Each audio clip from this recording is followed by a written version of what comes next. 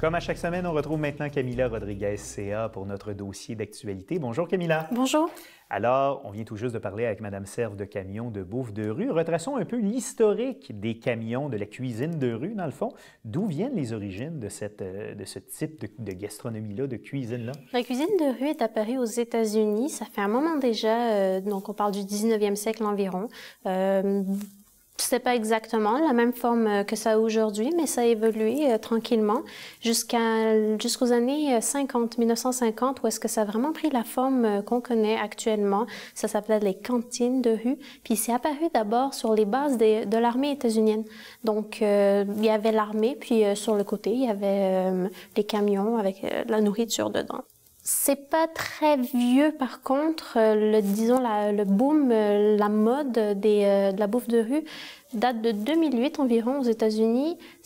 2008, la crise, ça a commencé, en fait, la mode de la bouffe de rue a commencé juste un petit peu avant la crise. Donc, au moment de la crise, la situation financière, évidemment, n'était pas optimale. Donc, les problèmes des papiers commerciaux aux États-Unis, tout ça. Exactement. Puis c'est beaucoup plus facile, moins onéreux d'acheter son camion, de faire de la bouffe de rue, plutôt qu'un restaurant. Donc les restaurateurs se sont tournés vers cette option-là à ce moment-là.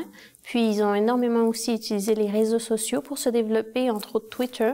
Donc ça, en ce moment, c'est qu'est-ce qui se passe? Ils vont tweeter, par exemple, aujourd'hui, on va aller à tel endroit parce que les camions se déplacent.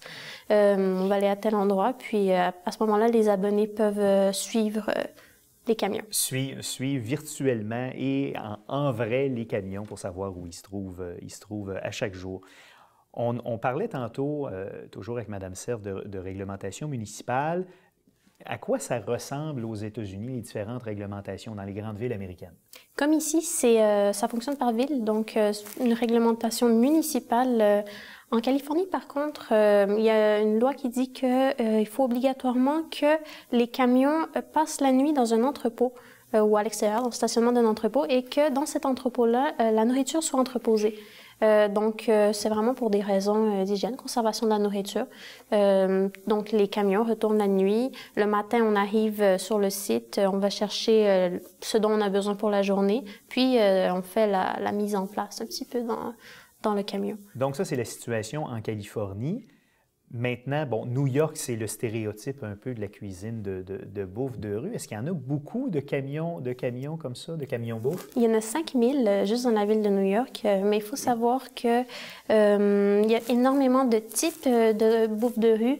On part dans ce chiffre-là, 5000, on compte les petits stands à hot dog. Mais ils ont aussi les plus grosses fourgonnettes avec de la nourriture beaucoup plus élaborée à l'intérieur. Les petits là, dont je parle, ceux pour faire des hot dogs, ça coûte environ 2000 $. Mais quand on décide d'aller, je vous disais tantôt que c'est moins onéreux qu'un restaurant, qu'un vrai restaurant, mais c'est quand même pas donné. Un camion usagé, on peut l'acheter pour 40 000 $ environ. Puis, quand c'est neuf, ça va jusqu'à 70 000 $. Ce qui est moindre, comme vous le disiez, qu'un investissement pour ouvrir un restaurant, c'est quand même beaucoup d'argent, 70 000 $. La cuisine de rue a longtemps été associée aux États-Unis, justement, à de la bouffe, disons, de mauvaise qualité, manque de salubrité. Comment les entrepreneurs ont réussi à se débarrasser de cette image-là? C'est vraiment en 2008, lors de la nouvelle vague, disons, de la bouffe de rue, que les gens qui étaient intéressés par ça ont dû vraiment trouver des solutions, parce que qui dit bouffe de rue dit insalubrité et fast-food un petit peu. Ça, c'est l'image qu'on avait avant. Il a fallu travailler beaucoup sur le branding, l'image de la marque, s'assurer que, dans le fond, les camions, on les a vus à Montréal, ils sont vraiment très beaux. Le design de l'extérieur, tout ça est pensé. Et parce que ça donne l'impression, si le camion est beau, pas nécessairement logique, mais que c'est plus propre, que c'est meilleur, puis... Les bases du marketing ici. Exactement.